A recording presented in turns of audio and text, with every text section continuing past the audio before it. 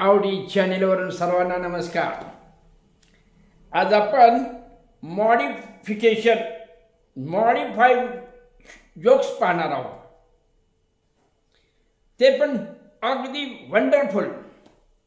तर पहिला जोक आपण पाहूया, वंडरफुल। चंद्रभागेच्या पुलावरून एक एसटी निघालेली होती। त्या एसटी मध्ये एक युरोपियन लेडीज आणि तिच्या जवळ एक खेळूत बाई बसलेली होती। त्या चंद्रभागेचं ते विलोभनीय दृश्य पाहून ती युरोपियन बाई इंग्लिश मध्ये म्हणाली, वाव वंडरफुल, वाव वंडरफुल। त्याच वेळेला ती शेजारी बसलेली खेळूत बाई म्हणली, अगं वंडरफुल नाही, पंढरपूर पंढरपूर। ओके। दुसरा जोक आहे अबाउट। आम्ही लहान असताना शाळेमध्ये 5वी पासून आम्हाला पुढे स्पेलिंग पाठांतर असायचं। तर आमच्या सरांनी ABOUT अबाउट हा शब्द पाठांतरासाठी दिलेला असतो। बरेच शब्द पाठ होत असतात, पण हे अबाउट काही शब्द पाठ होत नसतो। तर एक मुलगा त्याच्या घरी आल्यानंतर तो त्याच्या वडिलांना म्हणतो, वडिलांना तो आबा म्हणत असतो, आबा मला पाठीचं जरा लवकर उठवा, अभ्यास करायचा, शब्द पाठ करायचे। ठीक आहे म्हणले आबा, उठवतो बाळ तुला अभ्यासाला, झोप आता तू। बाळ झोपलं। पहाटेच्या वेळेला आबाने त्या बाळाला उठवलं। बाळ आपलं शब्द पाठ करत बसलं। CAT कॅट, कॅट म्हणजे मांजर, DOG डॉग, डॉग म्हणजे कुत्रा। असं शब्द पाठ करत करत करत त्या आबाची झोप लागायला आणि ह्यानं त्या ठिकाणी यायला आणि शब्द पाठ करायला सुरुवात केली मोठ्यानं। ABOUT about, ABOUT about, ABOUT about. आता त्या मोठ्या आवाजानं अबाउट अबाउट अबाउट केल्यामुळं त्याचा झोपलेला आबा खाड दिशी जागा झाला आणि म्हणला, खार का मला का उठवतोस, आबा का उठ म्हणतोस? आबा तुला कुठं म्हटले अबाउट, इंग्लिश शब्द पाठ करतो या। असं आहे वय, बरं बरं कर कर पाठ कर पाठ कर, असं म्हणून त्याचा आबा झोपी जातो आणि पुन्हा तो पहिल्यापासून सगळे शब्द पाठ करत करत करत येतो आणि पुन्हा त्या अबाउट जवळ येतो। पुन्हा मग हे तर सुरू होतं, ABOUT अबाउट, ABOUट अबाउट। असं तो बडबडत असताना त्याचा आबा पुन्हा जागा होतो। अरे का का असं का मला सारखं उठवायला लागलाय, अबाउट अबाउट अबाउट, काय काम आहे तुझं? असलं फिलिंग इंग्लिश असतं मी तुझं? काय नाही, आता ती झोप, आता अबाउट नाही ना, आबा बस नाही, झोप आता तू। इंग्रजांच्या काळामध्ये 1-2 अधिकारी एका खेडेगावामध्ये हॉटेलमध्ये जातात आणि तिथं हॉटेलमधील वेटर त्या अधिकाऱ्यांच्या समोर येतो आणि तो मराठीमध्ये म्हणतो, काय पाहिजे तुम्हाला? तर तो इंग्रज अधिकारी तो त्याच्या इंग्रजीमध्ये म्हणतो, 2 कप टी। त्या वेटरला काही कळलं नाही म्हणून त्यानं पुन्हा विचारलं, काय पाहिजे साहेब? 2 कप टी असं म्हटल्यानंतर ह्या वेटरला खूप राग आला आणि तो भडकला त्यांच्यावर। मी कपटी नाही म्हणला, मी प्रामाणिक आहे, इमानदार आहे, मी कपटी नाही म्हणला, तुम्ही कपटी आहात, तुमचे बा कपटी आहे, तुमचं हे खानदान कपटी आहे, तुम्ही कपटी आहात, असं म्हणून तो मोठमोठ्यानं भांडू लागला। तो भांडणाचा आवाज ऐकून गल्ल्यावर बसलेला मालक त्या ठिकाणी आला आणि त्याने विचारलं, अरे काय झालं? तर माव म्हणला, बघा की मालक म्हणला, हे मला तू कपटी म्हणतात, तू कपटी म्हणतात। यानं काय केलं, आपलं रडगाणं सांगायला सुरुवात केली आणि तेवढ्यात मालक म्हणला, थांब मी जरा विचारतो काय पाहिजे। मालकाला थोडं इंग्रजी येत असल्यामुळं मालक इंग्लिशमध्ये त्या अधिकाऱ्यांना म्हणतो, व्हॉट डू यू वॉन्ट? मग ते सांगतात, I want 2 cup T, I want 2 cup T.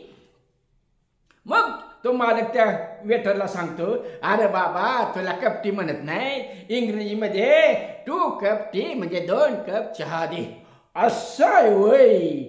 आयला म्हणला काय इंग्रजी आहे म्हणला. ओके.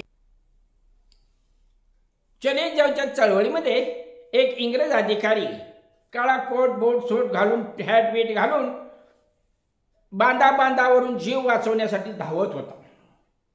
एका खेडेगावामधून तो जात असताना नुकताच पाऊस येऊन गेलेला असतो आणि तो बांधावरून धावत असतो आणि त्या बांधाच्या कडेलाच त्या खेड्यातली एक स्त्री म्हैस हिंडवत असते. होतं काय, तो इंग्रज अधिकारी त्याच्या गडबडीत तो जात असताना त्या बांधावरून त्याचा पाय घसरतो आणि तो पडतो. पडल्यानंतर तो इंग्रजीमध्ये म्हणतो, ओ माय गॉड. ती बाई तिथून म्हैशीजवळ होती, तिला आवाज आला म्हणून तिने जरा कान टाव करून बघितलं. पुन्हा तो इंग्रज अधिकारी म्हणाला कपडे बघून, ओ माय गॉड. त्या बाईला वाटलं हा मलाच गॉड म्हणतो या, म्हणून ते मी त्याच्या मराठी भाषेत ठसक्यानं बोलली, अरे चिखलात पडलायस काय दिसतीस गॉड.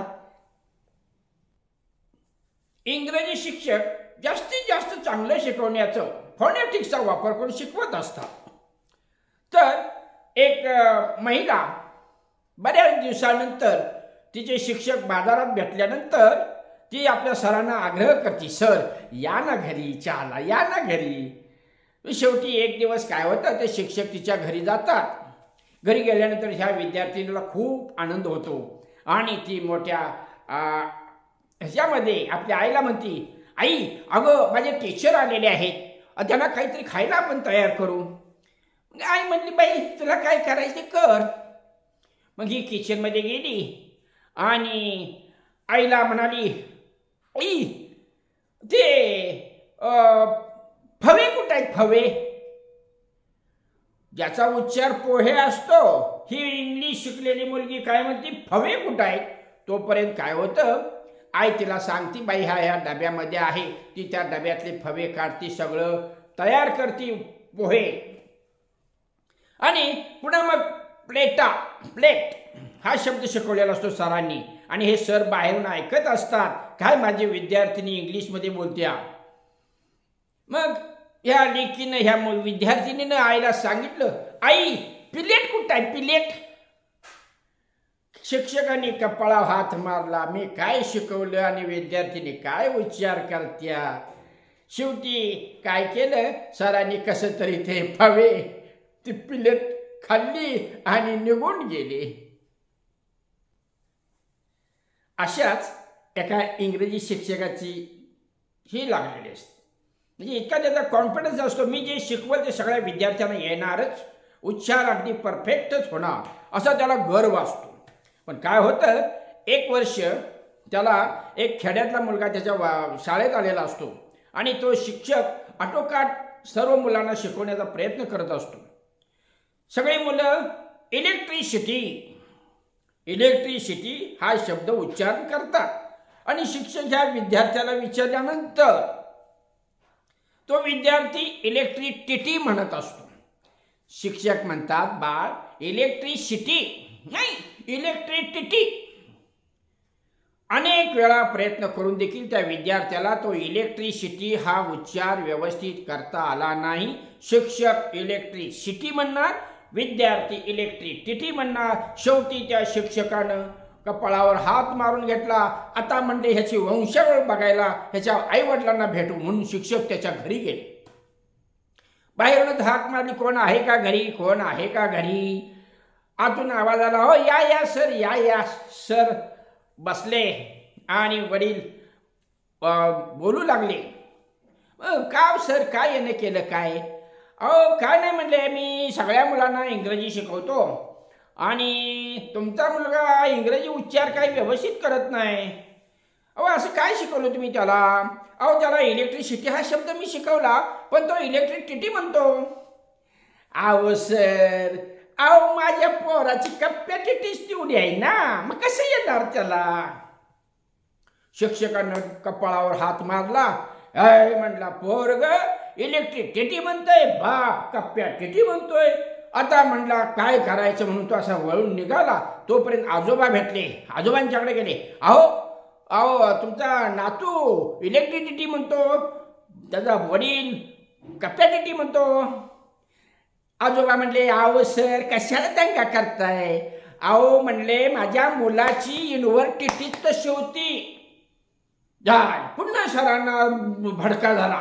पुन्हा म्हणले पालकांना उद्याच्या उद्या शाळेत यायचं तुम्ही. दुसऱ्या दिवशी पालक गेले.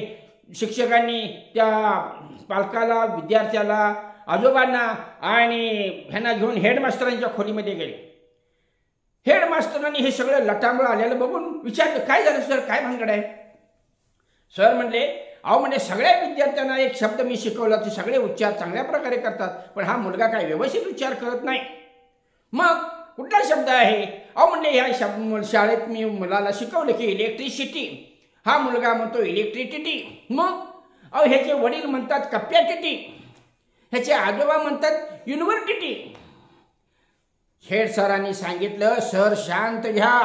अहो आपली नावाजलेली शाळा आहे आणि आपल्या शाळेला गालबोट लागू नये यासाठी तुम्ही जास्त पब्लिसिटी करू नका, शांत घ्या. त्या शिक्षकाला हेडमास्टरांचं पब्लिसिटी हा ऐकून धक्काच बसला. आजपर्यंत इंग्लिश शिकवायचं त्यांनी बंद केलेलं आहे.